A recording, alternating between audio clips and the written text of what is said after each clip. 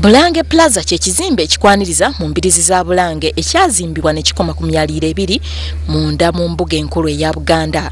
Olwaleero Katikkiro Engineer Walusimbi asinzidde mu lukiiko lwa Buganda olukulu olutudde mu Bulange Mengo nalangirira nti enteekateeka zonna ez'okumaliza ekizimbe kino ziwedde era n'alaga ne pulaani yaakyo kwekizimbirwa. Okutwala pulaani mu KCCA okuzikakasa n'oluvannyuma ebyo byonna biwedde omulimu gujja kutandika era nga tulowooza nti mu kiseera ekitali ewala omulimu guno gujja kutandika. Kaweefube ono atandikidde mu bakiise bennyini abasonze n'okwetema ebintu eby'enjawulo ebyetaagisibwa okutandika omulimu guno. Ensawo tufunye 805.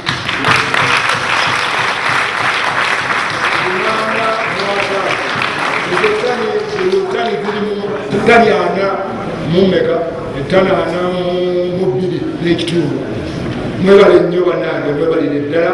Omulimu guno gusuubirwa okukulungula emyezi 6 gyokka era nga Bulange Plaza bw'anaaba awedde okusinziira ku Katikkiro agenda kuba n'omulyango gwa njawulo ku Bulange embuga enkulu eya Buganda.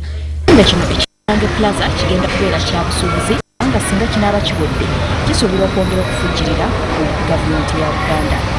Mu ngeri endala obwakabaka bwa Buganda buyozaayozezza bannakenya olw'okumaliriza omulimu ogw'okulonda omukulembeze omuggya n'okumulangirira awatali kuyiwa musaayi nga bwe gwali mu 2007.